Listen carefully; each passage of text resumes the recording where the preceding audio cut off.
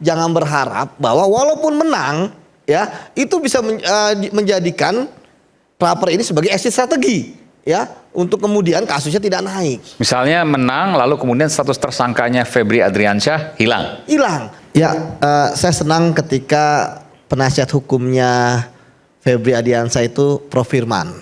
Ya, karena saya sudah berkali-kali waktu di KPK bertemu dengan beliau dan itu benar-benar istilahnya adu ilmu. Ya kan, nggak main drama dan sebagainya.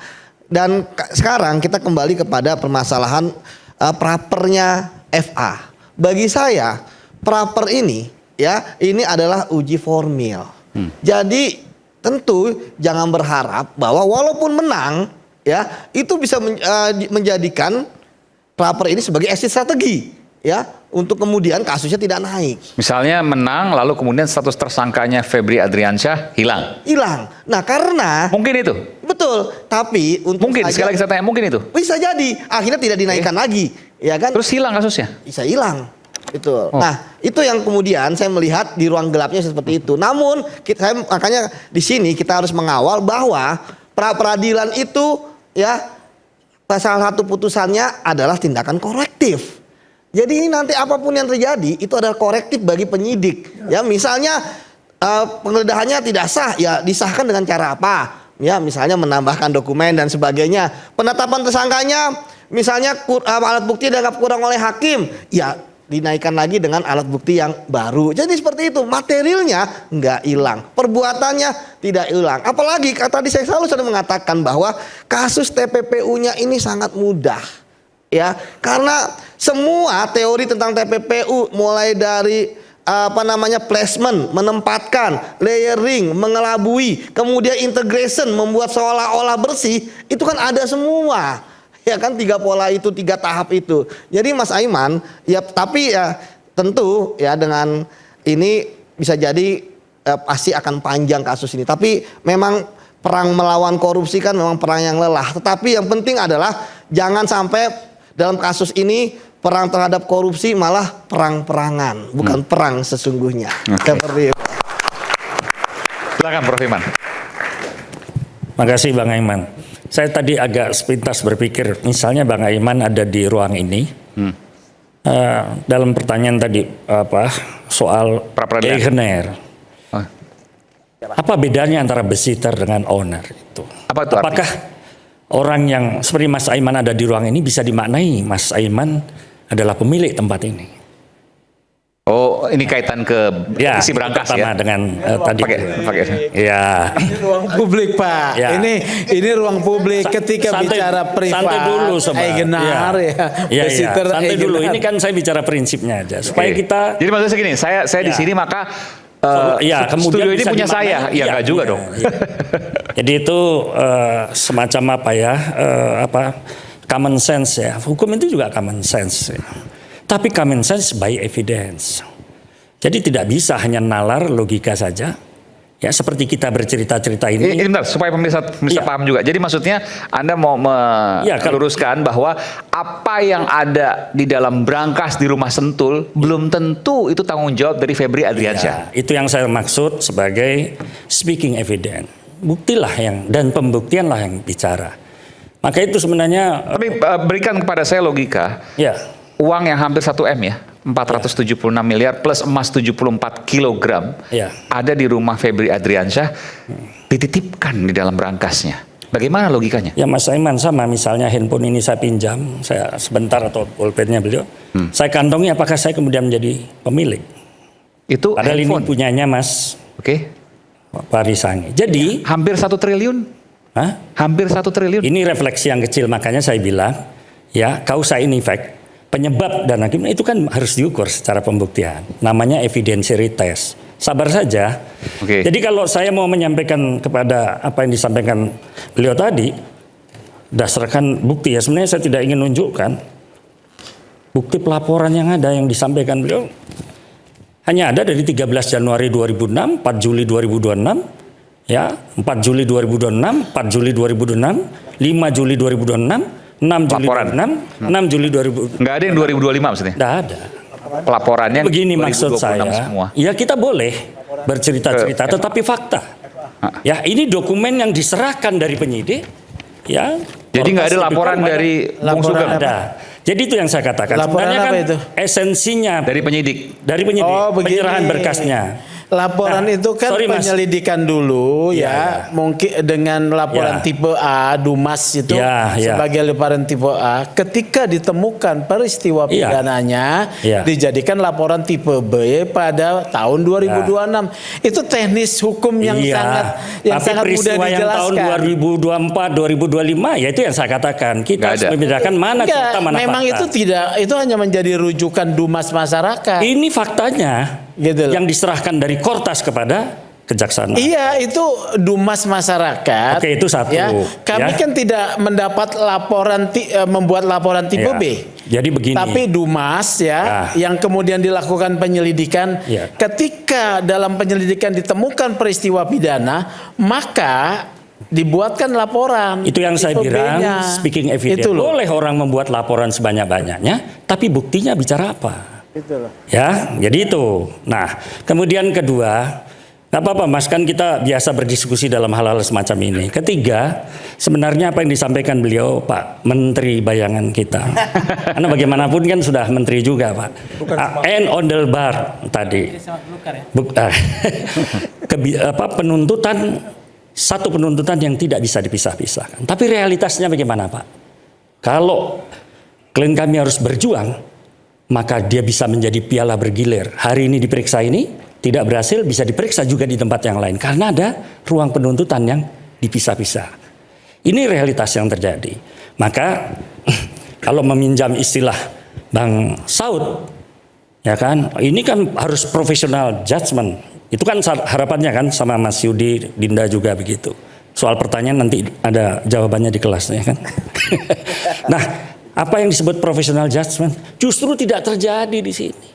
Ini yang terjadi, yang kenapa diajukan pra peradilan karena unprofessional judgment, Pak. Bahkan ada terjadi misjudgment by official. Misalnya, kok bisa penetapan tersangka itu 2? Ya kan? Dua kali. Itu lagi, ya kan? Kemudian juga sebenarnya saya hanya ingin menutup tadi pandangan beliau. Seperti apa sih penegakan hukumnya? Seolah-olah kan dalam kasus ini ada potret buram ya, termasuk beliau bahwa ini tidak mensupport pemerintahan Pak Prabowo. Justru saya mendorong bahwa kalau penggunaan instrumen pengungkapan perkara itu tadi yang namanya whistleblowing system atau justice kan ada di dalam cita Presiden Prabowo yang melanjutkan itu. Tapi bagi saya sebenarnya konsep atau whistleblowing system atau justice collaborator itu kan tinggal biasa yang diterapkan bubur panas ya oleh teman-teman. Ya kan, mulai dari pinggir atau sampai ke titik tengah, ya kan? Atau kalau mau pakai pendekatan pembuktian dalam hukum lingkungan, anak tangga itu kan biasa stair system, ya dari bawah sampai ke atas. Atau pakai pendekatan air terjun, pimpinannya dulu ditangkap, big fish itu kan, kemudian harusnya kan catch fish, ikan kecil dulu baru ikan besar, misalnya seperti itu. Air terjun, ya itu juga dipakai dalam undang-undang pers. Tapi hari ini jawabannya kita belum bisa mendapatkan apa yang disebut dengan informasi yang penting tentang perlindungan saksi dan korban itu. Nah, sebenarnya putusan Mahkamah Konstitusi dan KUHAP yang baru, terutama pasal 91, kok bisa ada satu nafas. Isinya mengatakan jangan menegakkan hukum menimbulkan prasangka bersalah.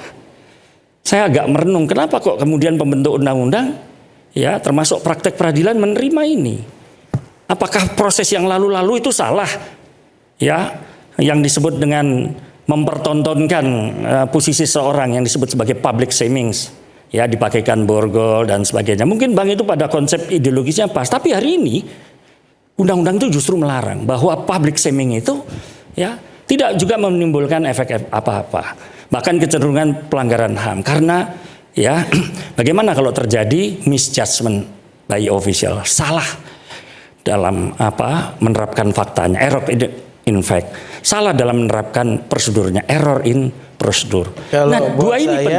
Sih itu diberlakukan kepada masyarakat sipil yang lain. Enggak, tapi ini buat pasal Febri justru harus dipakaikan itu. Oh iya, makanya filosofinya ada. Malah kebalikannya. Justru kita ajukan ini Bang sebagai alasan pra peradilan. Kita kontes saja apakah praktek peradilan ini menjalankan itu. Kita sepakat tadi bahwa proses pembuktian itu harus professional judgment. Tapi bagaimana kalau terjadi unprofessional judgment? Bahkan terjadi misjudgment by official.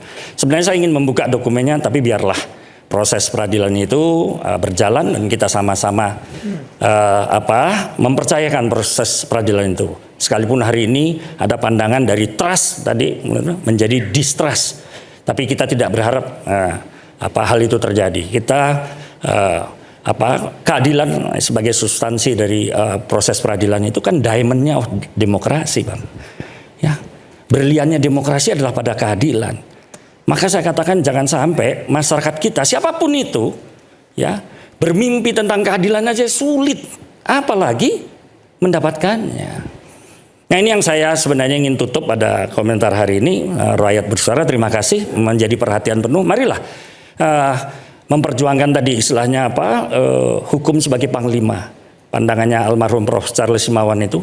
Hanya memang dalam dekade sekarang Bang, hukum sebagai panglima yang ada problem politik juga sebagai panglima, ada sosial juga panglima, ekonomi. Jadi tidak satu panglima. Pertanyaannya, kalau lima-limanya jadi panglima, ya kan? Lantas seperti apa? Tapi saya percaya bangsa ini adalah bangsa besar, bisa menyelesaikan kasus ini, termasuk kasus yang sekarang berjalan. Saya mau tanya terakhir ke Prof. Firman. Bukti-buktinya sudah begitu telak. Jumlahnya juga begitu banyak. Anda sebagai pengacara, apakah, saya menanyakan secara jujur, memiliki kesulitan dalam melakukan pembelaan? Silakan. Saya pikir memang kita tidak boleh hanya karena deret hitung dan deret angka, kemudian kita bersikap prejudis. Fungsi advokat salah satunya adalah memastikan keadilan itu juga bekerja, peradilan itu juga bekerja. Jadi advokat tidak dalam posisi, termasuk saya tidak dalam posisi untuk membuat peradilan itu tidak bekerja, bahkan pembuktiannya harus seterang cahaya kalau bahasa teman-teman di Pusako ya Bang. Nggak, artinya begini, kalau seandainya memang mudah, bayangan saya menggunakan logika sederhana, maka bisa dijelaskan sejak sekarang. Yang berpekan-pekan tidak bisa dijelaskan. Katakanlah misalnya emas itu dari Don Rito. Bagaimana kemudian bisa emas, uang berada di rumah Pak Febri? Pertanyaan sederhana, apakah bisa dijawab soal itu? Ini kita masih nguji proseduralnya dulu. Artinya memang ada kesulitan untuk menjawab itu? Ya masih tidak, proses itu kita ikuti saja. Bukan, kalau seandainya memang mudah, maka dengan mudah secara logika bisa dijawab. Iya, artinya kalau memang ada hubungan yang jelas tadi ya. Saya mohon maaf, karena ini berpekan-pekan yang kemudian tidak ada kejelasan. Anda tidak bisa menjawab soal itu. Saya menjawab tadi bahwa kita masih menguji aspek proseduralnya. Dan jawabannya adalah? Jawabannya kita melihat ada unprofessional prosedural. Bukan soal prosedur, soal kepemilikan yang saya tanyakan. Soal kepemilikannya, uang. Ya biarlah nanti Pak lain kita yang menjawab. Kira-kira itu. Terima kasih.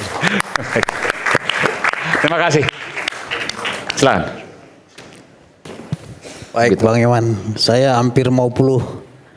Jadi mahasiswa juga bingung juga lihat perdebatan kita ini karena ngambang kemana-mana. Tapi tenang, masih ada Sanaplu, obat untuk flu. Okay. Ya. Baik, Bang Iwan, saya ingin berdiskusi dari segi pandangan para filsuf dan kita kembali ke abad 399 Masehi. Tentu kita semua pasti mahasiswa juga tahu terkait dengan Sokrates, ya, filsuf Yunani kuno.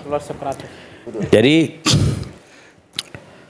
pemaparan daripada abang saya, Prof. Firman Wijaya, saya terbersit di pikiran saya kembali ke zaman Yunani kuno, yaitu terkait Sokrates. Tadi saya dengar pemaparan abang saya bahwasannya rumah itu adalah milik dia, tapi barang itu bukan milik dia.